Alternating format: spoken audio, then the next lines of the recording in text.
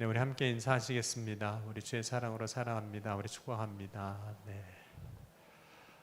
네, 오늘은 무게중심 이쪽으로 이렇게 좀 가셔서 제가 이쪽보다는 이쪽을 좀 더 보고 해야 될 것 같긴 합니다.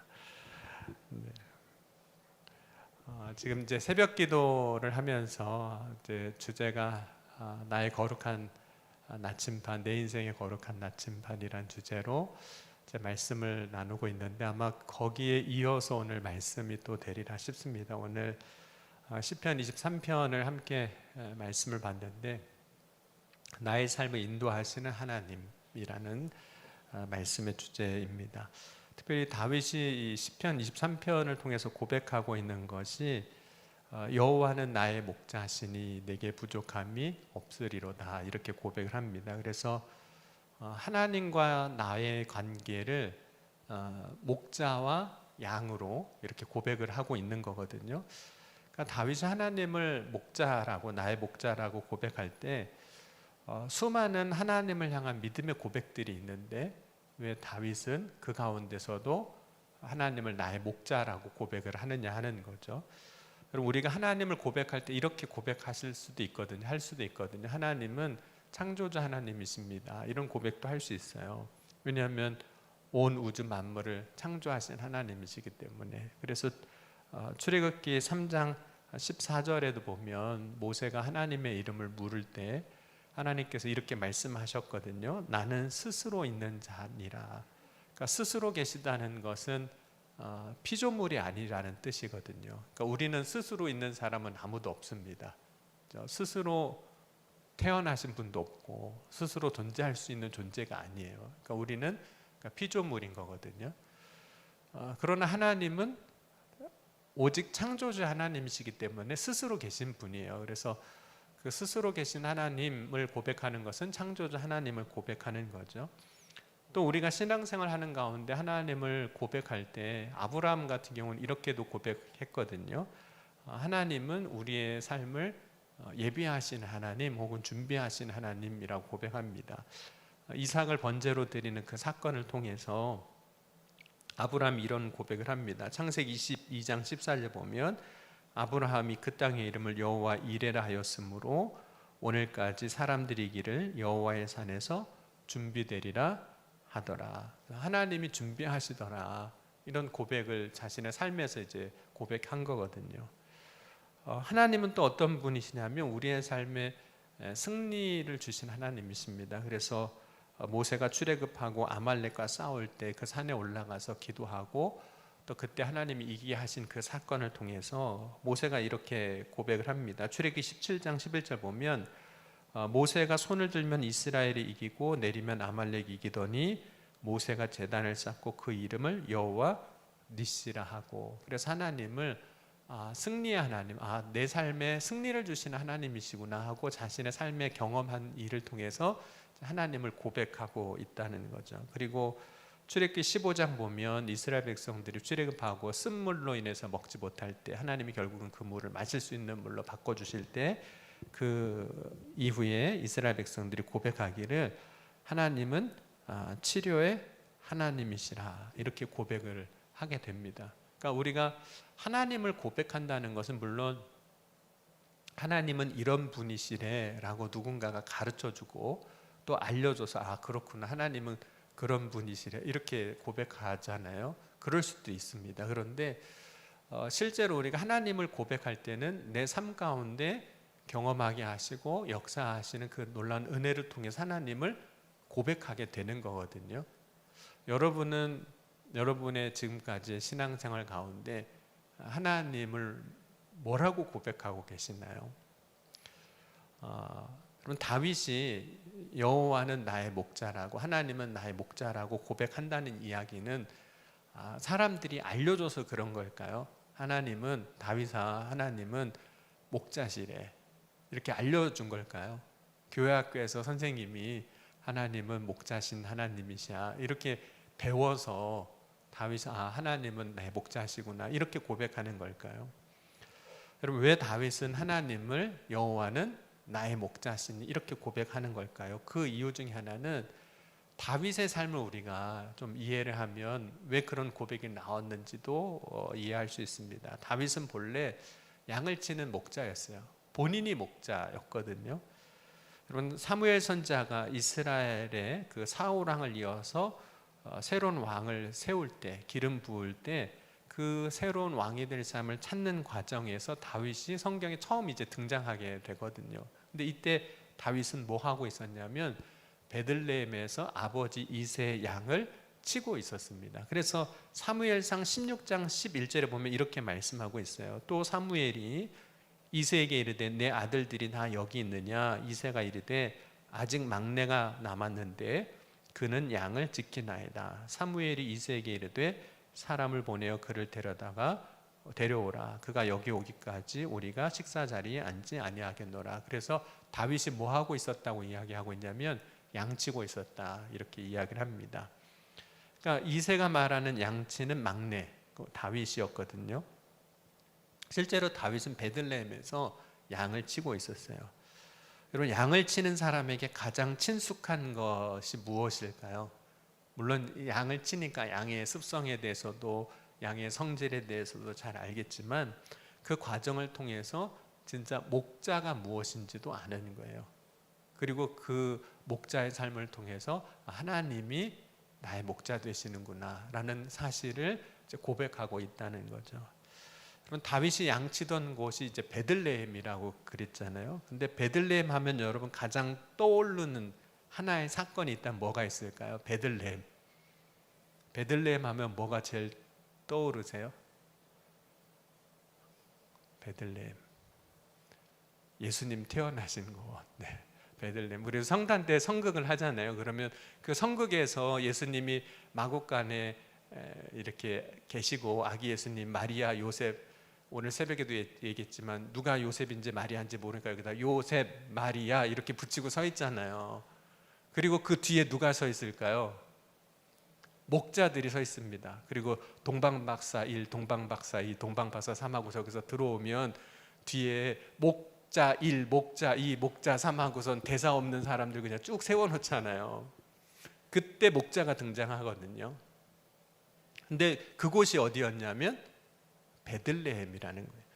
그러면 미가서 5장 2절에 보면 베들레헴 에브라다야 너는 유다 족속 중에 작을지라도 이스라엘을 다스릴 자가 내게서 나올 것이라. 그의 근본은 상고에 있고 영원에 있느니라 하고 말씀하면서 베들레헴에서 메시아가 나실 것을 말씀을 하고 있습니다. 그런데 그 베들레헴에 그 메시아가 오시는 소식이 전해질 때 그 소식을 들었던 사람들이 누구였을까요? 여러분, 누가복음 2장 한번 보겠습니다. 2장 8절과 15절 말씀입니다.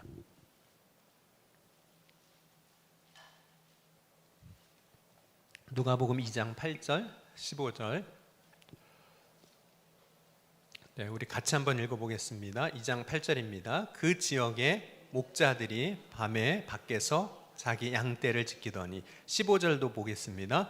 천사들이 떠나 하늘로 올라가니 목자가 서로 말하되 이제 베들레헴으로 가서 주께서 우리에게 알리신 바 이루어진 일을 보자 하고 라고 이야기를 하고 있습니다.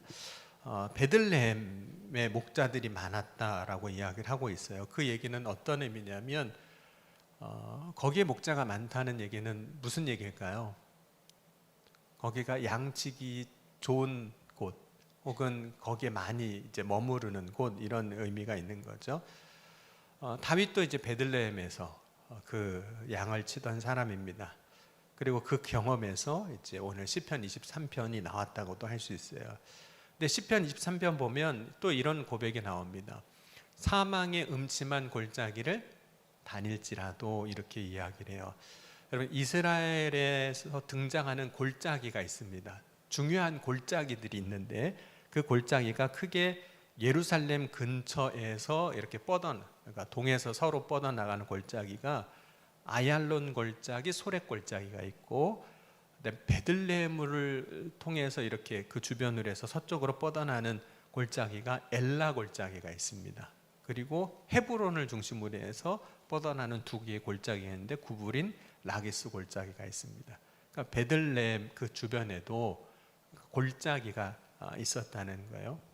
특별히 베들레헴에 엘라 골짜기가 있는데 아마도 그 골짜기에서의 경험을 통해서 그 사망의 음침한 골짜기에 대해서도 다윗이 이야기하고 있다는 거예요.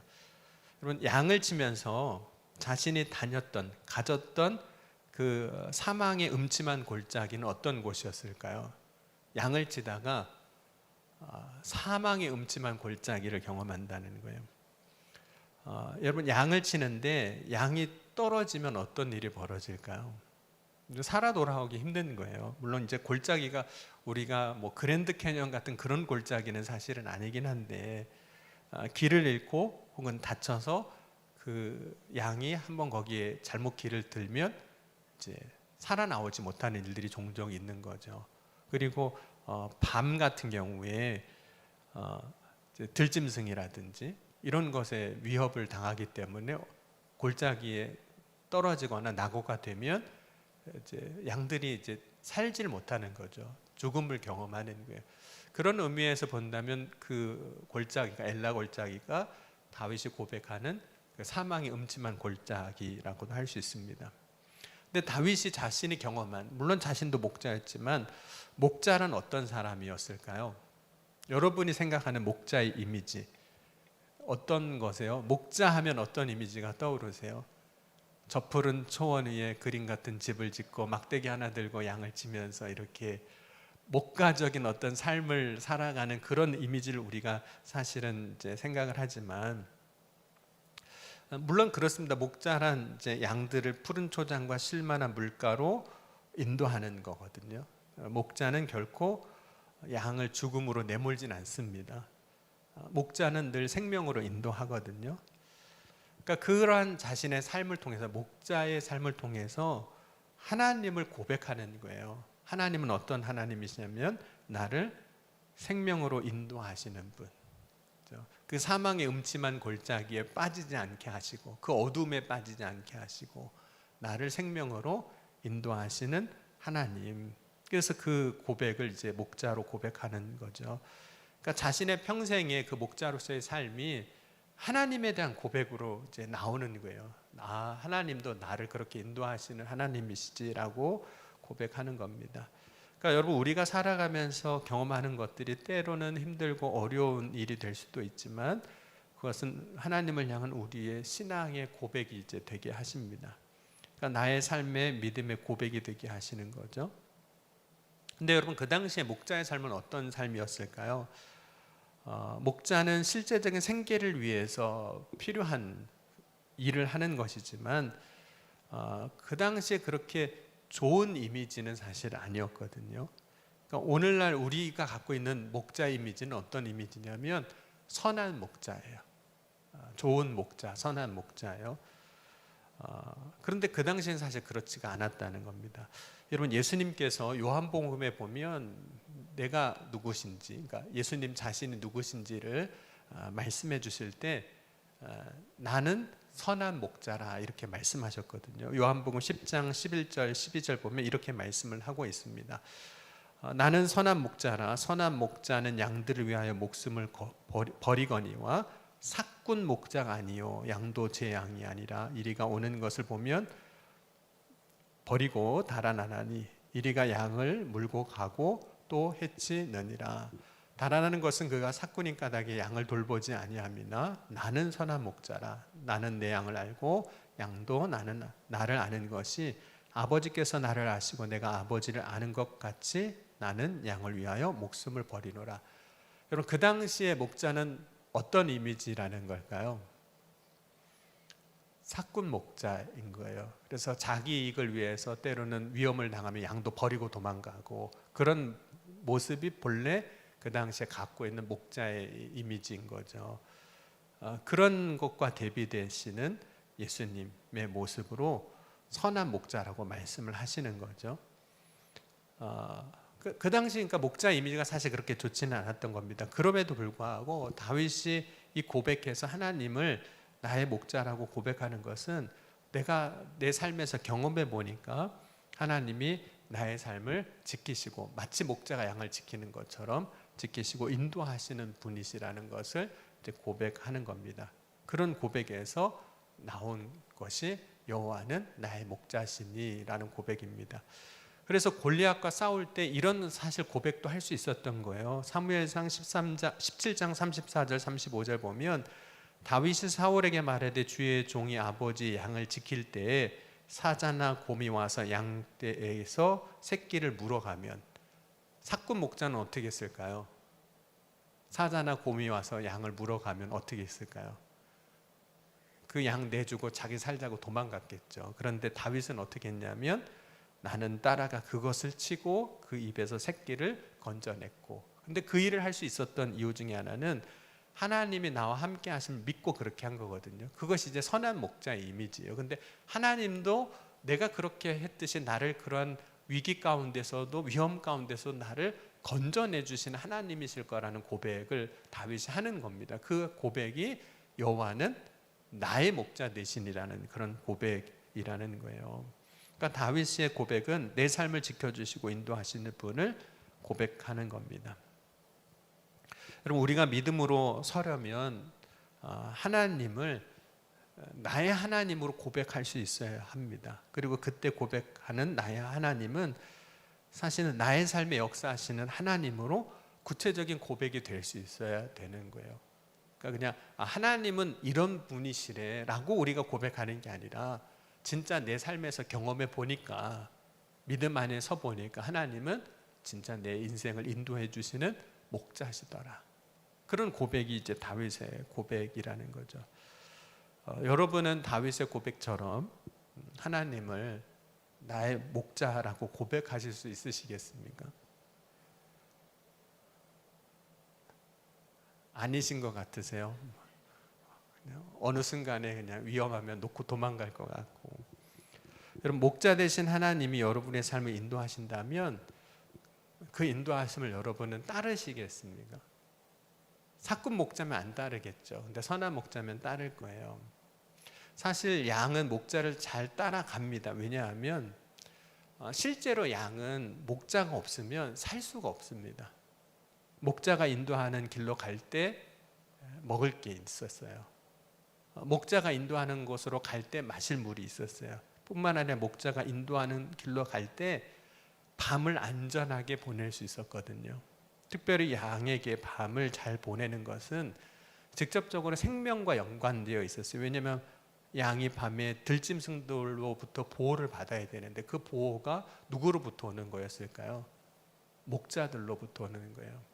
그러니까 예수님께서 이제 목자를 나는 양의 문이라, 나는 선한 목자라고도 말씀하시고 양의 문이라고도 말씀하셨는데, 이 양의 문이라고 말씀하신 것이 이 밤과 연관이 좀 돼 있거든요.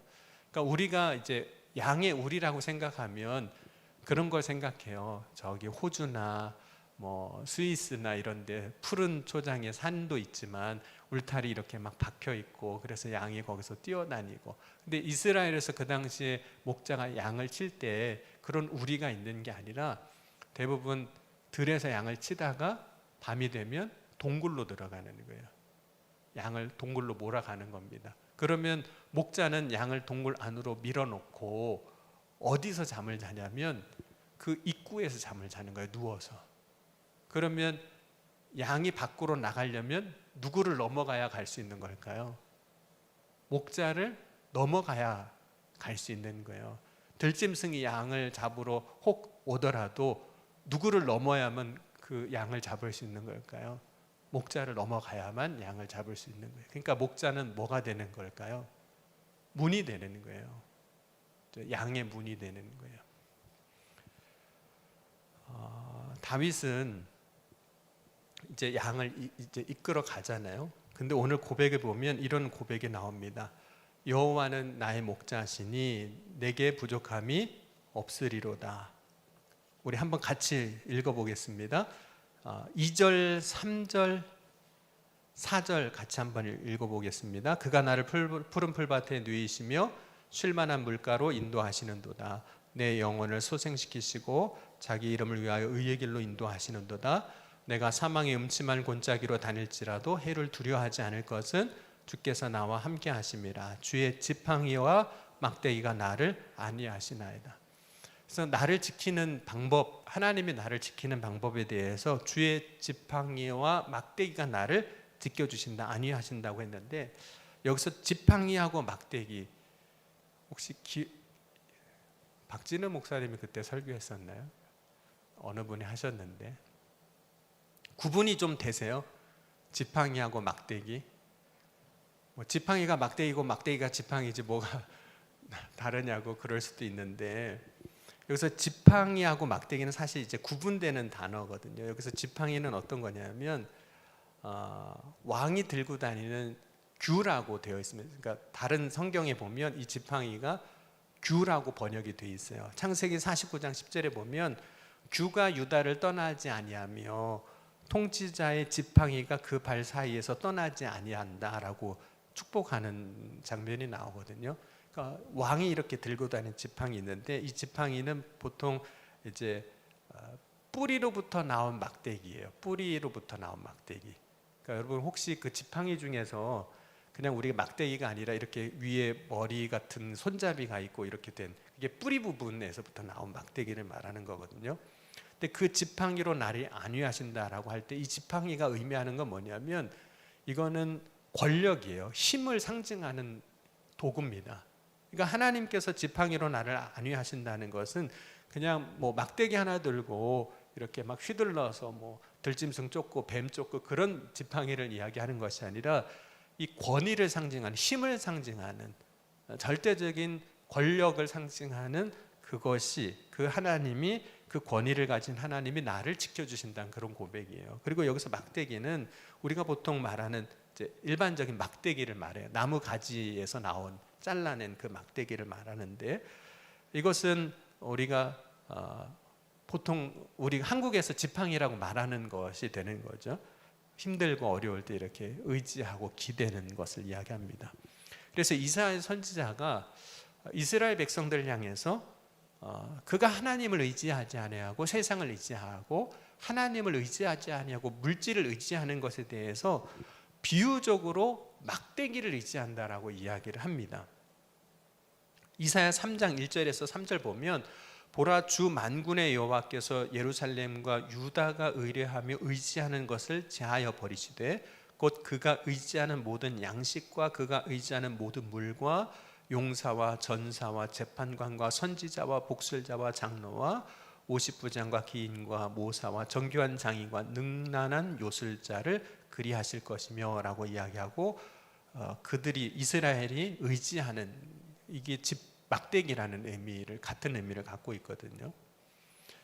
하나님이 우리의 삶을 인도하실 때 이 지팡이와 막대기로 우리를 인도하신다, 아니한다고 하실 때 이런 의미가 있습니다. 그러니까 막대기는 우리가 보통 세상에서 말하는 의지가 되는 것들인데, 하나님이 우리의 의지가 되어주시고 하나님이 그 하나님의 규로, 권위로 우리를 지켜주신다는 거예요. 그 지팡이와 막대기로 나를 지켜주신다는 게 그런 의미가 있는 거죠. 그래서 이 지팡이와 막대기로 나를 안위하신다, 하나님이 나의 목자가 되신다는 것은 하나님에 대한 전적인 신뢰의 고백을 이제 의미하는 겁니다. 하나님의 권위에 대해서 인정하고 그 하나님께 모든 것을 이제 내가 맡긴다는 고백이 이제 거기에 들어 있는 거예요. 그럼 우리가 정말 하나님을 목자로 인정한다는 건 어떤 거냐면, 여러분, 양은 목자를 따를 때 어디서 먹을지 결정할까요? 안 할까요? 어디서 풀을 뜯을지는 누가 결정할까요? 목자가 결정해요. 그럼 어디서 물을 마실지는 누가 결정하는 걸까요? 목자가 결정해요. 양은 어떻게 하는 걸까요? 목자가 가는 곳까지 가는 거예요. 가라고 하면 가고 멈추라고 하면 멈추는 거예요. 여러분, 양은 언제 쉴까요? 목자가 쉴 때 쉬는 거예요. 그러니까 모든 그 양의 삶의 결정권이 누구한테 있는 걸까요? 목자한테. 왜 목자한테 그 결정권을 다 내주는 거죠? 결국 그가 그의 권위로 내가 그동안 의지했던 모든 것을 가지고 나의 삶을 지팡이와 막대기로 안위하시는 존재이기 때문에, 그게 목자의 삶이었어요. 그걸 알기 때문에 다윗이 하나님을 고백할 때 뭐라고 고백하냐면, 여호와는 나의 목자시니 내게 부족함이 없으리로다 고백합니다. 근데 여러분, 양은 그러면 목자가 그렇게 인도할 때 어떻게 따라갈까요? 양은 어떻게 목자의 인도함을 받고 가느냐 하는 거예요. 물론 이제 양이 목자를 보고 가죠. 근데 여러분, 양의 특징 중에 하나가 시력이 잘 없다는 거예요. 시력이 약하다는 거. 그리고 그렇기 때문에 양은 앞에 놈이 뛰면 같이 뛰고, 앞에 놈이 멈추면 그냥 멈추는 거예요. 이 양의 모습이거든요. 그리고 막대기로 어떤 때는 목자가 이렇게 치면 치는 대로 가는 거죠. 멈추고 서고 가기도 하고 방향을 바꾸는 거예요.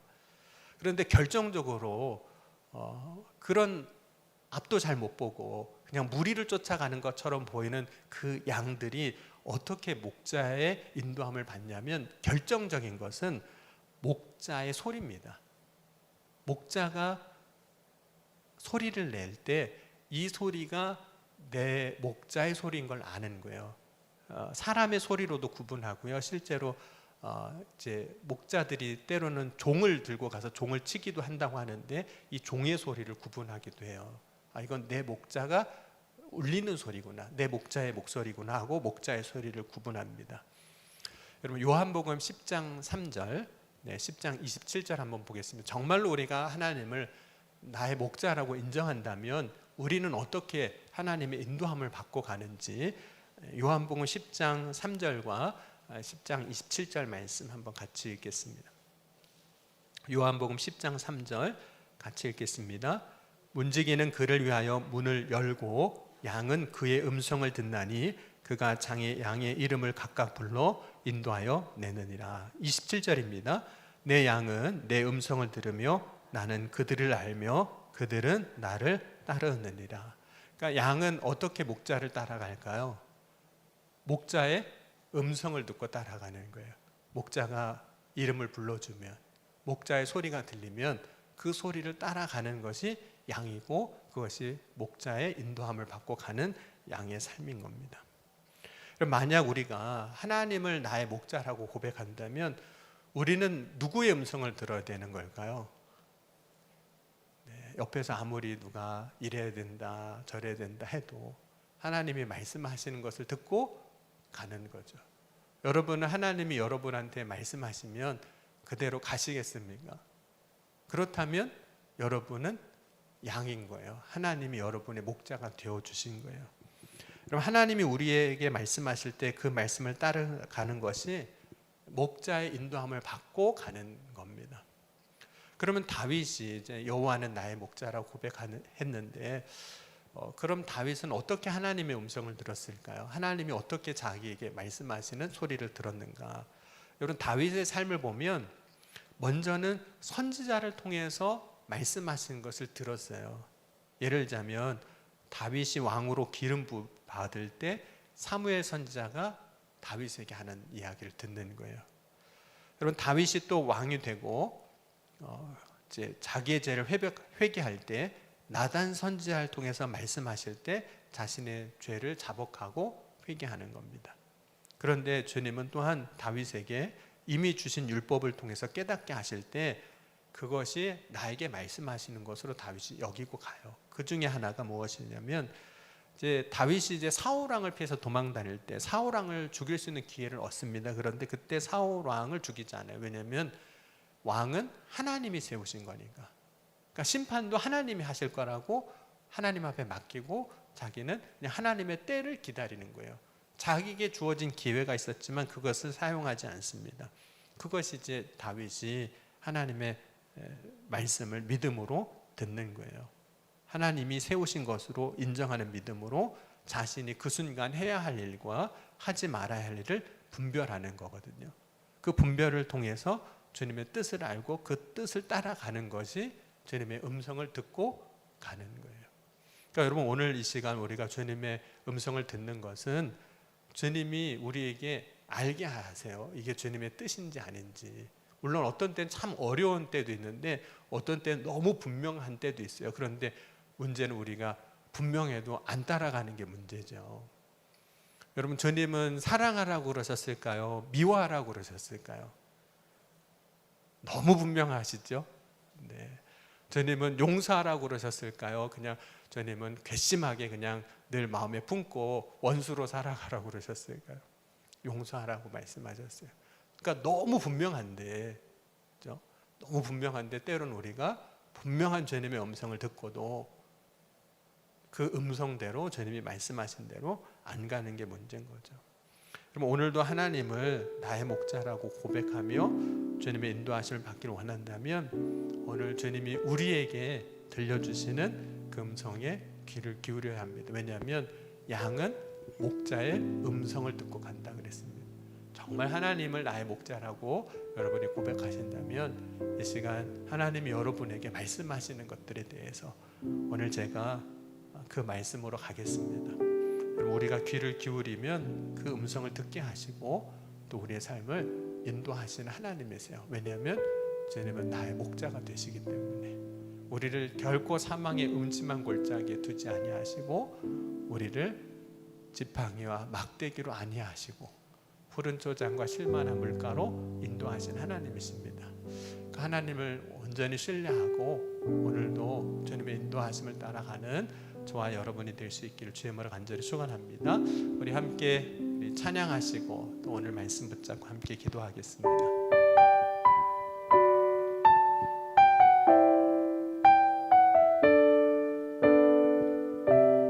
우리 나의 가는 길 주님 인도하시며 함께 찬양하겠습니다.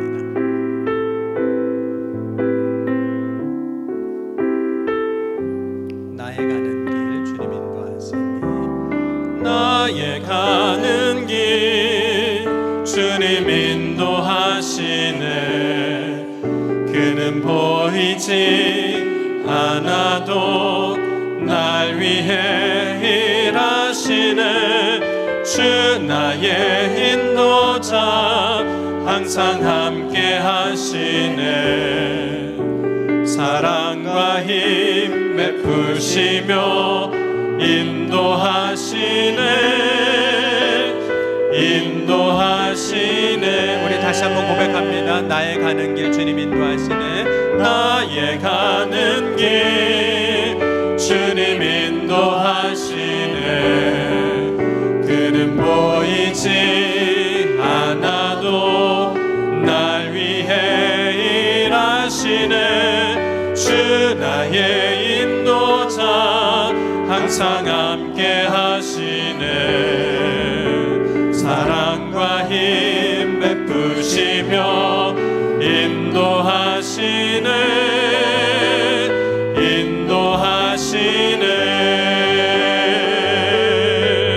광야의 길을 만드시고 날 인도해.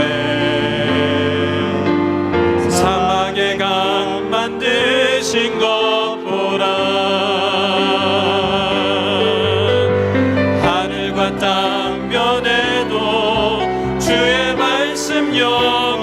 영원히 내 삶 속에 새 일을 행하리. 나의 가는 길 주님 인도하시네. 그는 보이지 않아도 날 위해 일하시네. 주 나의 인도자 항상 함께 하시네. 사랑과 힘 베푸시며 인도하시네. 우리 두 손 들고 나의 가는 길 주님 인도하시네. 나의 가는 길 주님 인도하시네. 그는 보이지 않아도 날 위해 일하시네. 주 나의 인도자 항상 함께 하시네. 사랑과 힘 베푸시며 인도하시네.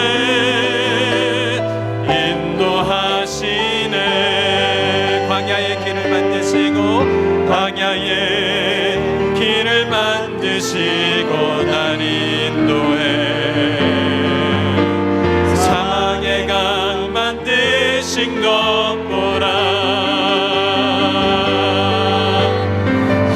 하늘과 땅 변해도 주의 말씀 영원히 내 삶 속에 새 일을 행하리. 나의 가는 길 주님 인도하시네. 그는 보이지 않아도 날 위해 일하시네. 주 나의 인도자 항상 함께 하시네. 사랑과 힘 베푸시며 인도하시네. 우리 마지막으로 고백합니다. 나의 가는 길 주님 인도하시네. 나의 가는 길 주님 인도하시네. 그는 보이지 않아도 날 위해 일하시네. 주 나의 인도자 항상 함께 하시네.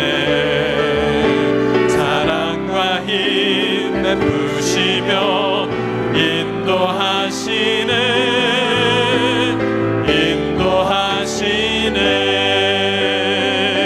우리 시간 함께 기도할 때 오늘 다윗이 고백하는 것처럼 하나님 나의 목자 되심을 이 시간 고백합니다. 내 삶을 푸른 초장과 실만한 물가로 인도하여 주시고 나를 의의 지팡이와 막대기로 안위하여 주시는 줄 믿습니다. 오늘도 내 삶에 역사하시고자 말씀하실 때 그 음성을 듣는 자가 되게 하여 주옵소서. 양은 그 음성을 알고 그 음성을 듣는다고 말씀하셨사오니 오늘 이 시간 목자 되신 주님께서 우리의 삶을 인도하여 주실 때 온전히 듣고 따르는 믿음을 허락하여 주옵소서. 그리하여 하나님이 역사하시고 행하신 놀라운 은혜의 자리에 서는 믿음의 삶이 되게 하여 주옵소서. 이 시간 주여 세 번 부르짖고 오늘 말씀과 우리의 믿음의 고백 가지고 여호와 나의 목자 되심을 믿습니다. 이 시간 함께 주여 세 번 부르고 동성으로 기도하시겠습니다. 주여